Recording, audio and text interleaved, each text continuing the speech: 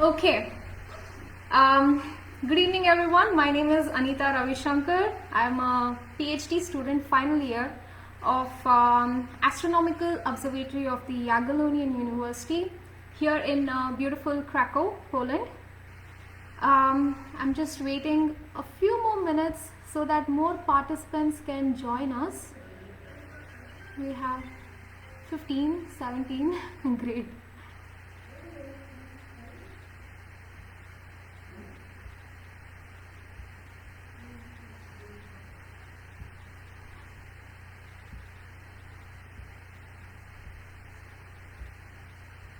Just waiting few more minutes so that more participants can join us.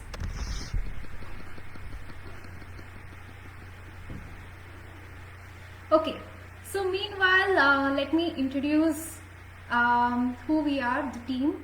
So we are the international students of the observatory over here. We are from India, US, and Ukraine. And as part of our curriculum, we do the public outreach programs. And we've been doing this since past 2 years. Every month we used to invite the public and give them a small talk, show them around the observatory, show the telescopes, and if the sky was clear, we would show the moon through the telescope, some planets, some star clusters, sometimes even the nearest galaxy, the Andromeda. But unfortunately, because of the coronavirus, we are not able to resume that. But as a compensation, we are doing the same outreach through the online platforms. So, and to compensate for not showing the telescopes, we are doing this program weekly rather than monthly, that what we were doing before. So we have weekly outreach programs like this where we give a short talk.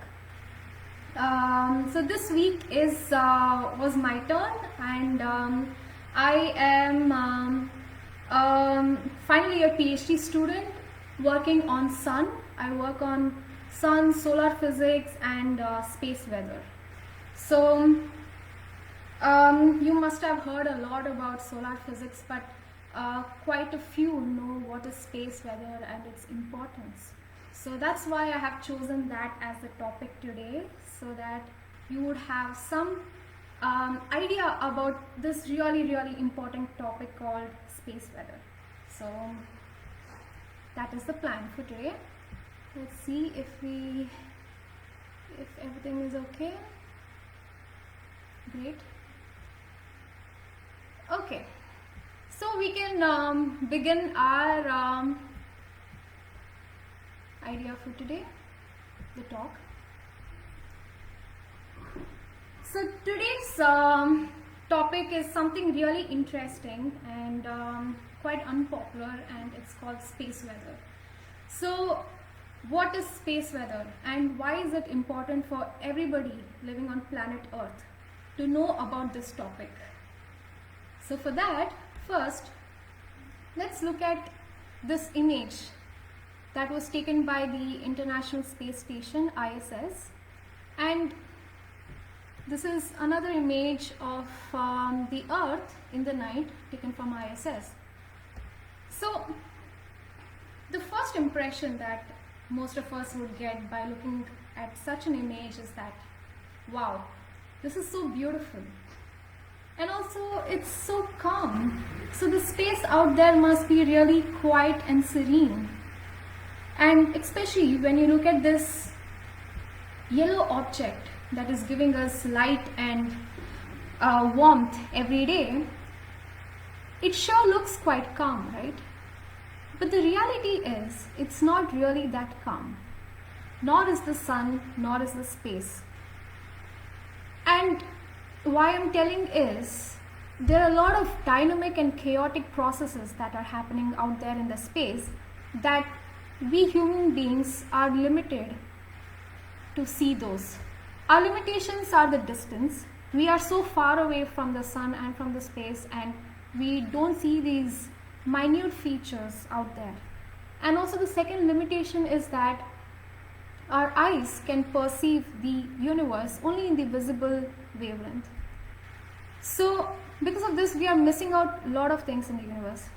But thankfully, with the help of our technology, we have overcome these limitations. So using satellites, we are able to take up close pictures of the sun and various parts of the universe. And these pictures are taken not just in the visible wavelength, but also in every wavelength possible: microwaves, radio waves, UV, gamma, X-ray, everything. So we have these plethora of information in different wavelengths that we can use to see these small details that are happening in the sun and in the space. So what are these features that I'm talking about? The features that I'm talking about is this.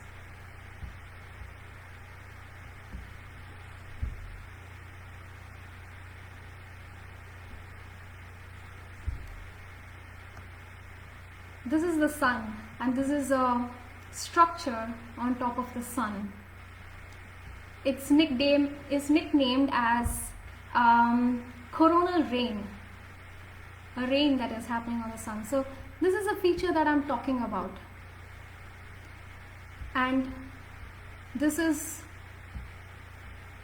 also the feature that I am talking about, the sun. And you see these structures, bright and dark structures on the sun.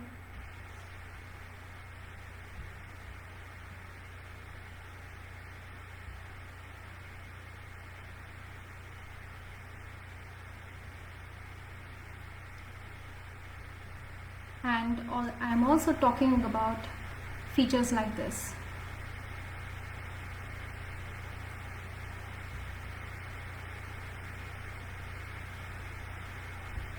So there is lots happening on the sun, and let's break them down one by one and try to find out what are these features and why are they caused. So firstly, we have the most popular feature that is quite well known with everybody and the general public, that's called as the solar flare. So this is a solar flare, and in simple terms, what is a solar flare? A solar flare is an explosion on the sun, and when an explosion like this happens, there is ejection of light particles and photons that are moving away from the sun. So in simple terms, this is a solar flare. So over here, I would like to ask a trivia question. How many minutes does it take light from sun's surface to reach the earth? If you know the answer, please post them in the comment section.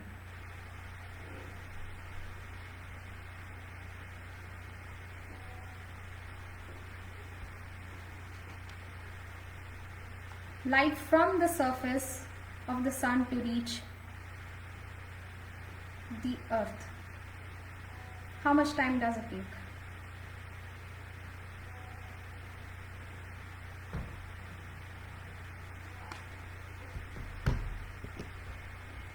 Let's see if we have any answers.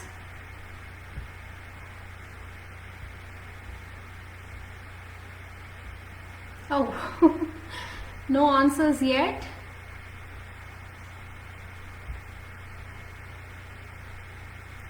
So let's make this a very interactive session. So how many minutes does it take for light from sun's surface to reach the earth?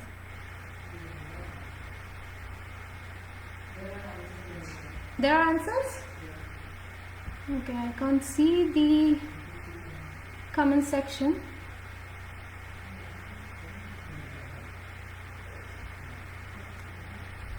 Shubhita, could you help me out?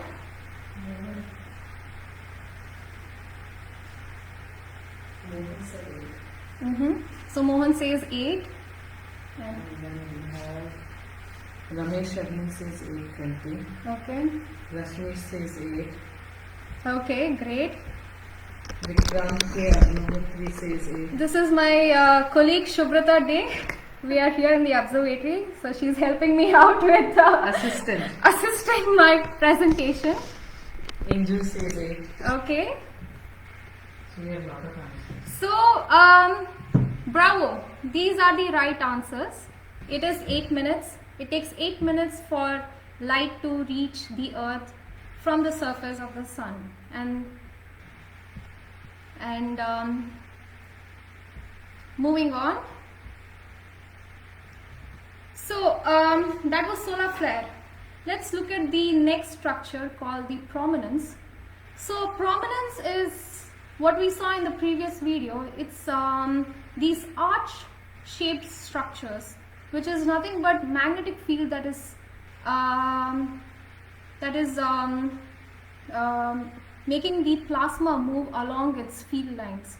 So it is strong enough to move away from the sun, but not strong to escape the sun's gravitational field. So it loops back and falls into the sun again. So these shaped structures are called as prominence. Next is my personal favorite structure, the coronal mass ejection, CME. It is my favorite because my whole PhD is on this particular structure. I study the CMEs. So what are CMEs? CMEs are an extension of the prominence. So sometimes when the plasma is really strong or there is twirling of magnetic field, these lines over here break and the material is ejected out from here. So when a breakage in the field line occurs and the material is ejected out into the space, it's called as a coronal mass ejection. So let me share some interesting joke that was happening since the pandemic began. So since the pandemic began about the coronavirus, a lot of my friends and others have messaged me asking, some seriously and some were just pulling my leg. So they asked me, is the coronavirus caused by coronal mass ejection? Because, you know, corona. So these kind of questions came to me and I had to politely reply to them, no, it's not the beautiful sun that is causing this pandemic, but it's a terrestrial virus that's been doing that. So I'm sure a lot of solar physicists around the world must have had this experience like I did, this internal joke that was going on about the coronavirus. So anyway, so if you're curious, why do these explosions happen? I can give an explanation in quite simple terms on this. So let's take this two-way road with cars moving in opposite direction. On Earth, the car is a car and the road is a road. But on Sun, let's take an analogy, the car to be plasma. Plasma is nothing but protons and electrons, and the road to be magnetic field. So let's take such an example. Plasma is moving on roads of magnetic field. So everything is okay if the lane discipline is maintained and people follow the rules. But what if somebody doesn't follow the rule? If a car goes in the opposite lane, in opposite direction, there is an accident that is caused, right? So on Earth, when an accident occurs, there is release of energy and dust, clouds of dust and debris from the accident. The same way, on the Sun, when an accident happens, the accident is happening not because of the cars not maintaining the rules, but rather the road, that is the magnetic field lines, they do not follow a certain path. They are like rubber band, they twist and turn and intermingle. So when something like this happens, there is an accident, and that accident is called a solar flare, which is release of energy and light particles, and it is also called as a coronal mass ejection, which is release of clouds of plasma and particles. So in basic terms, this is what a solar flare or a coronal mass ejection is. But Anita, isn't space a vacuum? We have been reading this in school that space is a vacuum. But is it really the case? The truth is, not really. You cannot find a perfect vacuum in the universe. It can be only lab made. So there are particles traveling in all directions, and especially when you take the case of our solar system, as you move closer and closer to the sun, there is increase in density of plasma, protons, electrons. So space isn't really vacuum. Now to give you an idea about how these particles are moving in the space, let me show you this interesting video.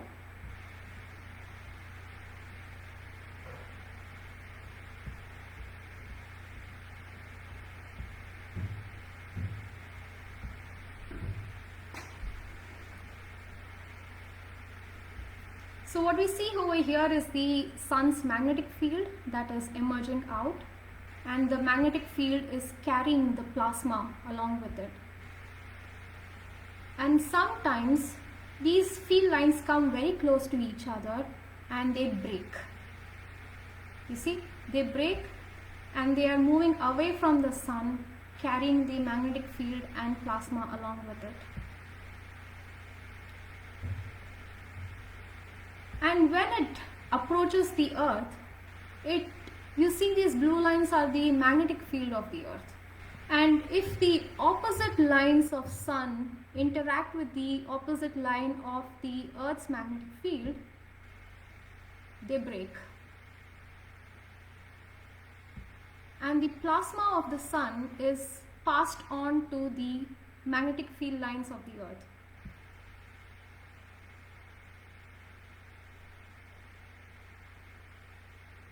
And then the charged particles move to the poles of the earth. So this is a very nice video. Let's look at that again.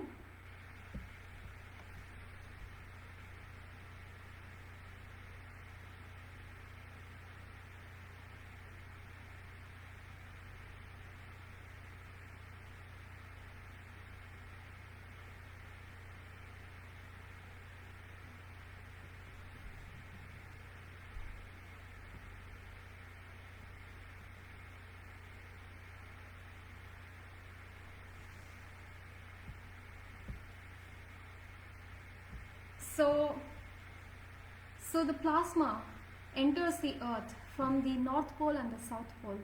And an interesting feature is what you see over here, these bright flashes of light. And you must have guessed what these are. These are nothing but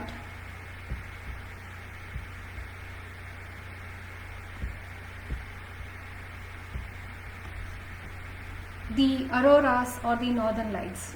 That's right. The auroras and the northern lights that all of us have in our wish list to go and see is actually caused by the sun and such processes. So you might ask me a question, but Anita, it's so beautiful. Auroras and northern lights are so beautiful. Why would you say that these are dangerous? Because you started off the presentation in that way. Well, it's true, they are beautiful, but only when the CMEs are mild. But they are quite dangerous when the CMEs are really strong. To prove my point, let's look at the history. So in history, on March 1989, in Canada, there is a province called as Quebec. And in Quebec, all of a sudden one day, there was no power. The power just blacked out, and people suffered without power for 9 hours, and they had to wait 6 weeks to replace all the damage.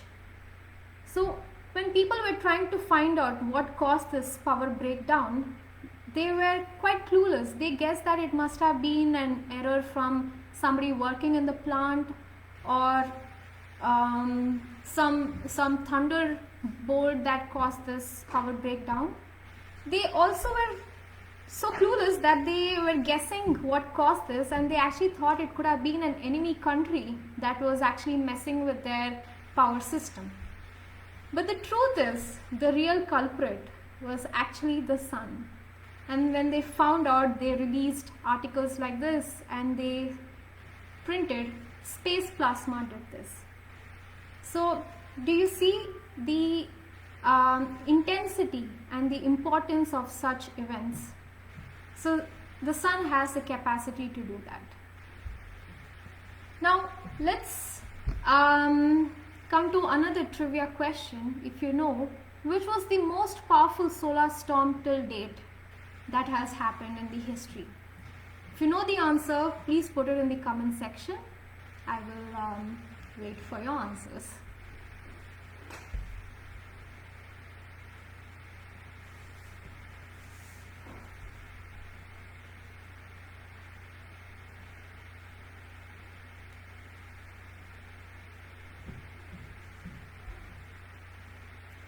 So, which was the most powerful solar storm that has happened till date? No googling. If you know the answer, please let me know. So, Aranya Sonu says 1859.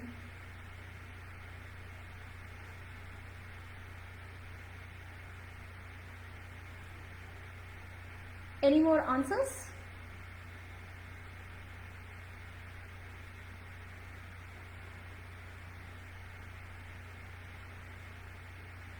Which is the most powerful solar storm that has happened? Ashutosh Patnaik says it is the Carrington event. Congratulations, Ashutosh and Aranya, you are right. It is the 1859 Carrington event. That's right. Mohan Raj says 2012 the movie. Mohan, you are almost close. That is the second most powerful solar storm that has happened, and that's a very nice movie. I'm glad you watched it. So, coming to the first most powerful solar storm that has happened is the 1859 Carrington event, and this happened in the medieval era. You see the image over here. It's quite medieval at that time, and let me tell you what happened that day. So on this one fine morning, people woke up and they started getting ready to, make breakfast and get ready for their daily work. So they woke up thinking that it was the sunrise. But the truth was, when they looked at the clock, it was actually just post midnight in September. So what was this bright light out there that was mimicking the sunrise? The answer is the auroras and the northern lights. So another trivia question: what is the best location on the earth to view the aurora or the northern lights? Post your answer in the comment section. Where would you travel to go see the northern lights? I'm sure all of us love to go see that. So which is the country that you would go? Post it in your comment section.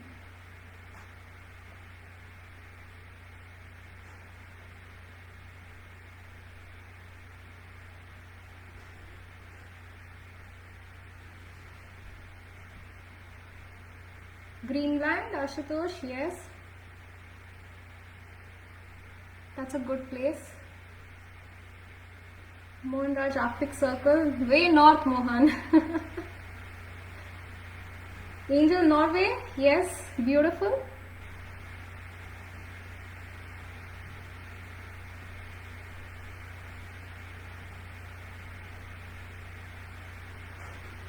Where would you like to travel to see the northern light?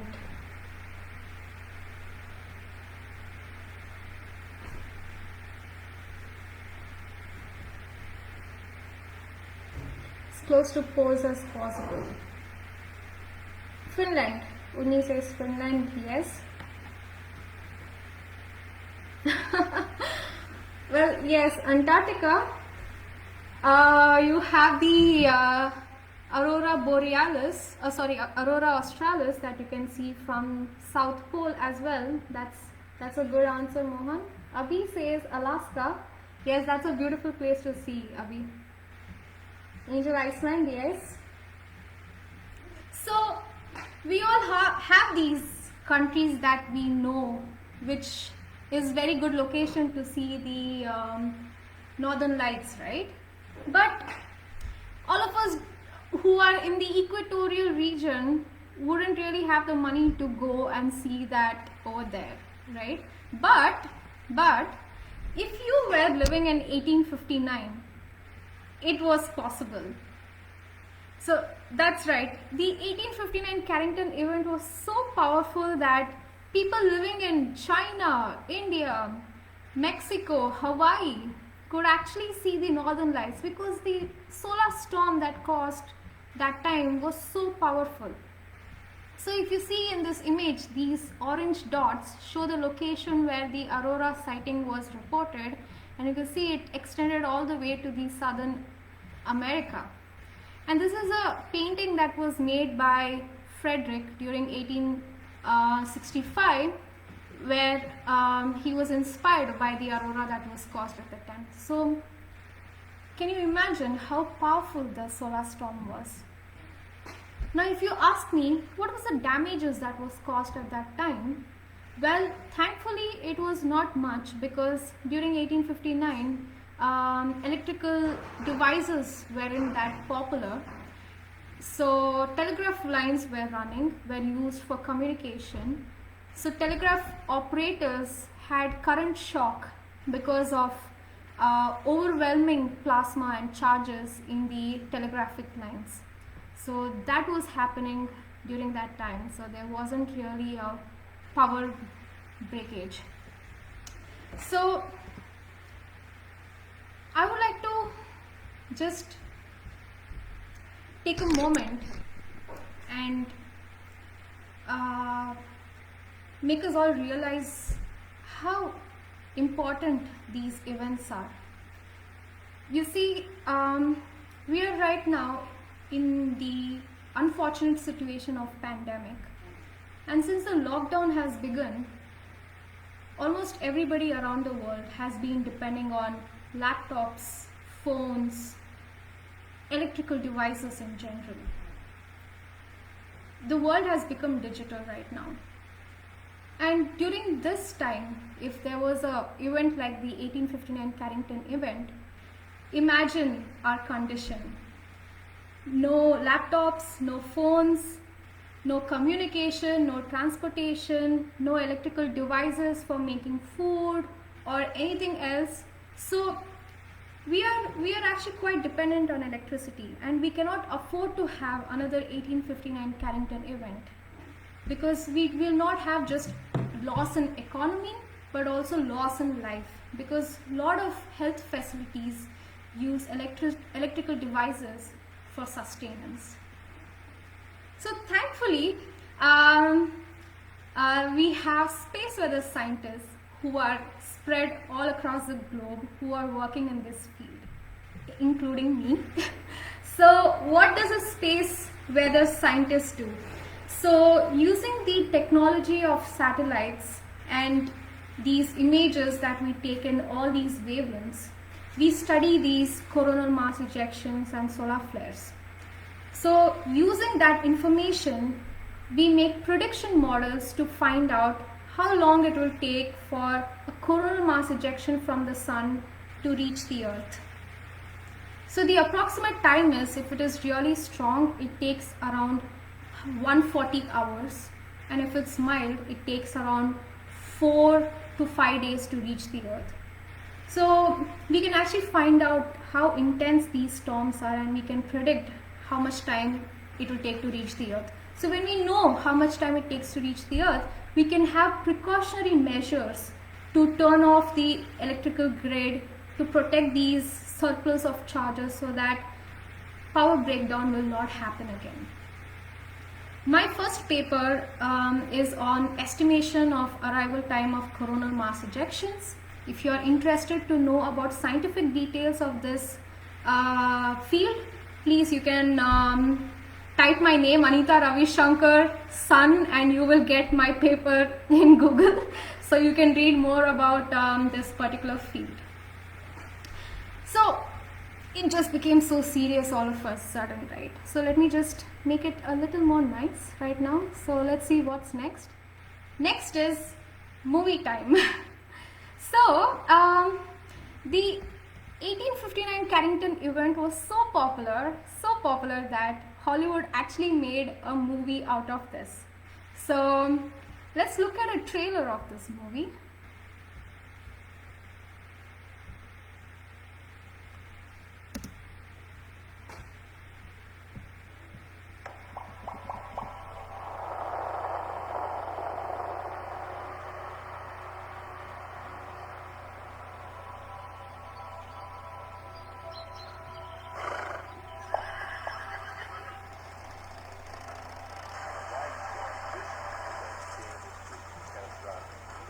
Melted inside the car transformers. The Carrington event is a once in 500 years occurrence. This cloud is on a collision course for Earth. Colossal-sized balls of turbulence. Major damage and knocked out power to most part of Ontario. Are we looking at days, hours? Grandpa, what's happening? It'll be dark, sweetie.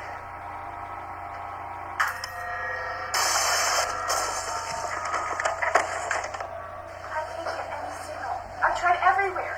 I can't get a signal either. No AM, no FM, no shortwave, no nothing. So what happened? What about the power? You gotta look outside. Not going into town. All hell's breaking loose. And fuel's running low. It's the city. Burning.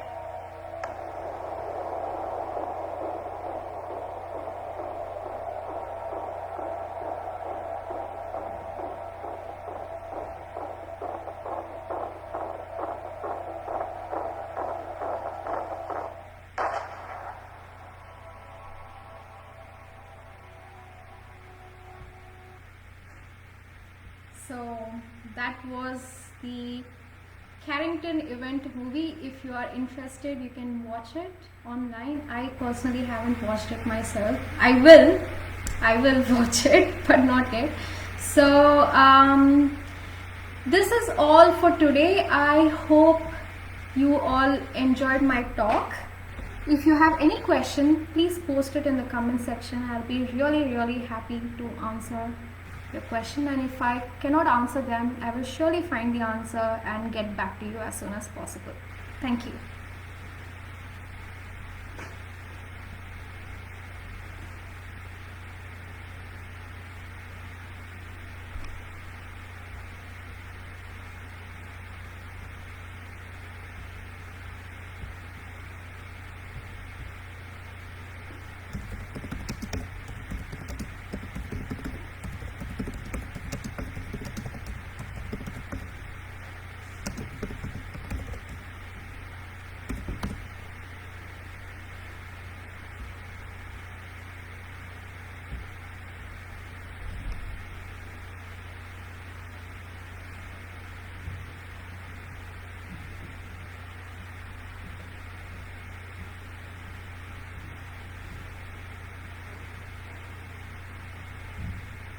If you have any questions, please post them in the comment section.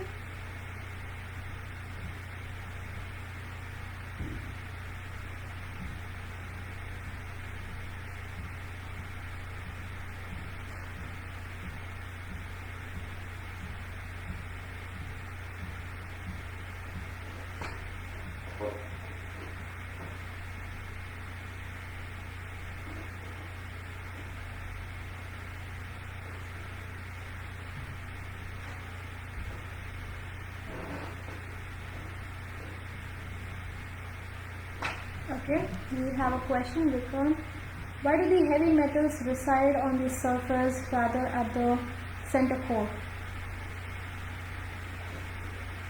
This is quite a new info for me actually. I didn't know the heavy metals reside on the surface because as far as I know, hydrogen is the most abundant material on the sun and it is residing all around in the surface, photosphere, chromosphere, and the upper layers of the inner atmosphere. And as you move closer and closer to the center, you have the helium, and then you have traces of iron and calcium, if I am not mistaken. As far as I know, it's hydrogen. I actually don't know about the heavy metals on the surface. So I will read more about that, Vikrant, and I'll get back to you because this is new information for me as well. So thank you for that question. Which is the most harmful particles in the CME? So the CME is made up of protons, H plus ions mostly, and it has electrons with that. So it is the protons that is it is composed of protons mainly, and these are the harmful particles. But what makes them harmful is the energy that they carry, because it's an explosion on the sun, and when this explosion happens, there is transfer of energy from the surface into these particles, and it moves away from the sun carrying these energies. So it is highly energetic protons that is the harmful particles that are reaching the earth. Mohan Raj, how quickly we can predict the Carrington-like event? Good question, Mohan. How quickly?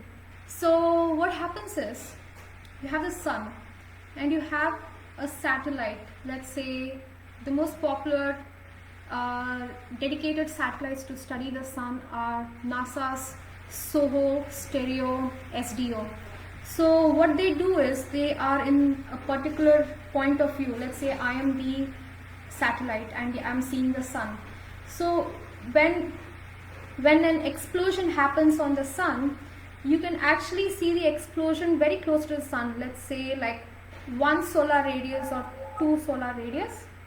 And as soon as you see this, it takes around, for a Carrington-like event, it takes around 114 to 140 hours to reach. So as soon as you see this explosion, the information is sent from the satellite to the earth where the data centers are there, and we can actually predict if it is heading towards the earth and how it is going to reach the earth, in which location, and if it's going to be coming all the way down to reach the power grids. So we have a range of, let's say, 100 to 200 hours to find out if a Carrington-like event can reach the earth.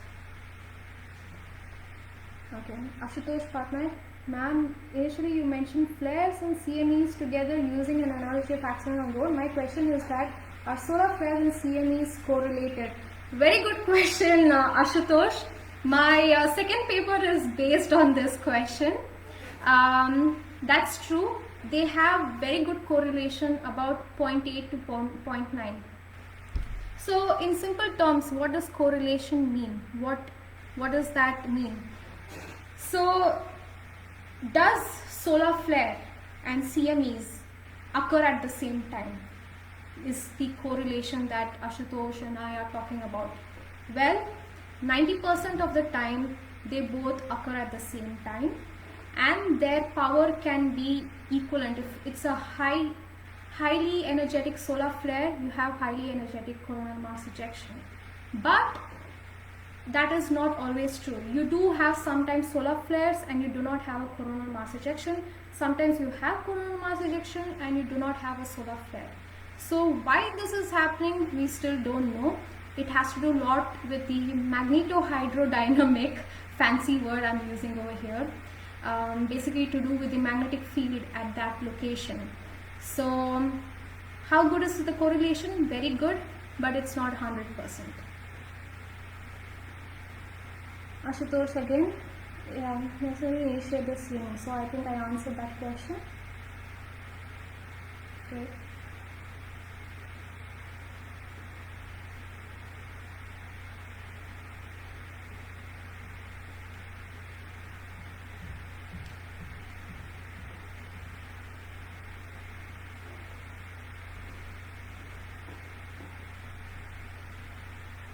You're welcome, Mohan and Ashutosh.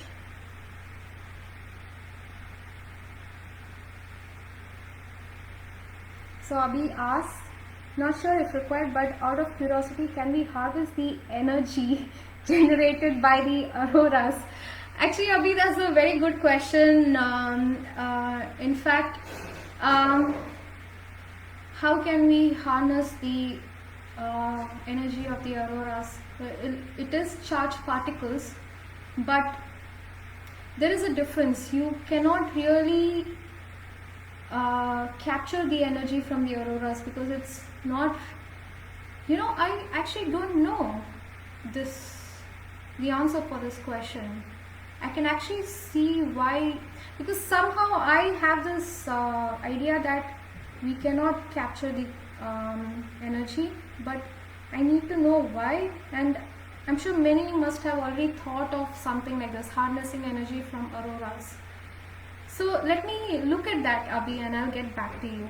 Thanks for the question. That's a very innovative question, to use disastrous incidents or auroras for the well-being of humanity. That's good. Thanks, Ashutosh. I have 3 papers. Read all the 3 papers and let me know.